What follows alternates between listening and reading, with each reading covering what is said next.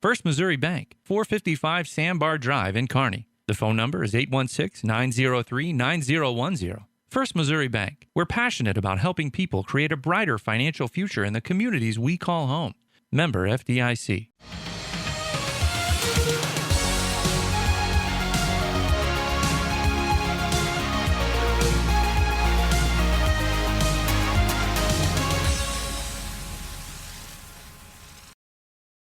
Good evening and welcome to the KPGZ newsroom. I'm Jim Dickerson. We begin tonight with local elections. Turnout in Kearney was very high as expected, but the voting seemed to run smoothly.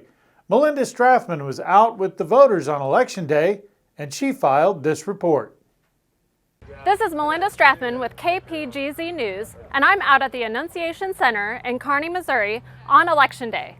Lines are long this year, but people are taking it all in stride. We talked to some voters and got their perspective on the election experience. It was good. Everybody was friendly and nice. Okay. There's no negatives, except for waiting an hour and a half. I've been in line a little over an hour. It's been almost like a reunion seeing people from my church. It's been great to see folks in line taking care of each other. We had somebody give up their place in line for someone with some physical challenges, so that was cool to see. And it's been great weather, and I think spirits are really good. It's cool to see the whole community exercising our civic duty, and I'm glad I get to do it. From the Annunciation Center in Kearney, I'm Melinda Strathman, KPGZ News. With the retirement of current Sheriff Paul Vescovo, a chance for different leadership in the Sheriff's Office emerged. On Tuesday, Clay County chose Will Aiken for that job. Aiken ran against veteran law enforcement officer Wick Pickard. Both men were highly qualified for the job and had years of experience in law enforcement. Aiken appeared on Kearney Live just before the election and talked about some of his priorities when he takes over in January.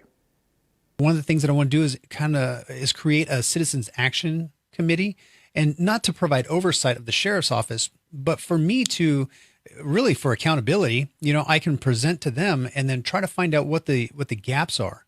Are we meeting the community's expectations? And if we're not, well, share with us, because we only know what we know. We can only go off of, statistical analysis on how many calls we've gone to. Citizens in Clay County voted in 2 new commissioners on Tuesday. It was to fill the seats left by Luann Ridgway and Gene Owen. The positions were open to newcomers as neither commissioner decided to run for re-election this year.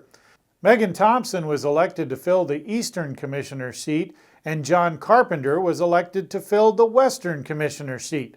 Another highly watched issue was the adoption of the new Clay County Constitution. While the proposed Constitution contained several good ideas, a few things emerged that turned some people against it, chiefly the fact that several previously elected positions would become appointed. These positions would instead be hired by the expanded 7-member county commission, effectively removing independent citizen oversight of those positions. Despite some opposition, the measure passed easily. For more information on Tuesday's state and local election results, be sure to visit 1027carneymo.com/KPGZ-news. After a 2-week break, the Kearney Bulldogs returned to the field for round 1 of district play. They played Excelsior Springs and they defeated the Tigers 20-7. Leading the charge was Bulldog running back KJ Smith, who had 19 carries for 122 yards. He also had a 52-yard rushing touchdown, which was the Kearney Chamber of Commerce play of the game.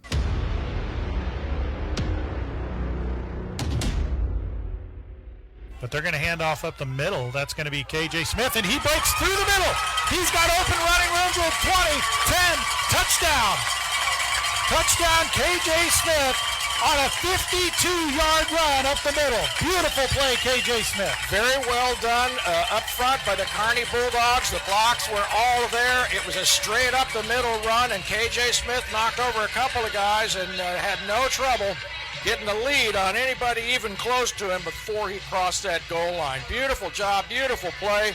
well executed by the Kearney Bulldog offense, and we love seeing them take the 19-7 lead here in the third quarter. Kearney will face off against Winnetonka in the district semifinals on Friday, November 6th. The two teams met earlier in the year, and the Bulldogs held a 16-0 lead over the Griffins, but Winnetonka rallied late with 20 unanswered points in the final 14 minutes of the game, allowing them to walk off with a 20-16 victory. KPGZ is currently set to broadcast the game on Friday with 6:40 pregame and kickoff at 7 o'clock. Listen to the game on 102.7 FM, or you can go to the website 1027carneymo.com. Now it's time to take a look at our weekend weather. Unseasonably warm temperatures are in store for us this weekend. It certainly won't feel like November.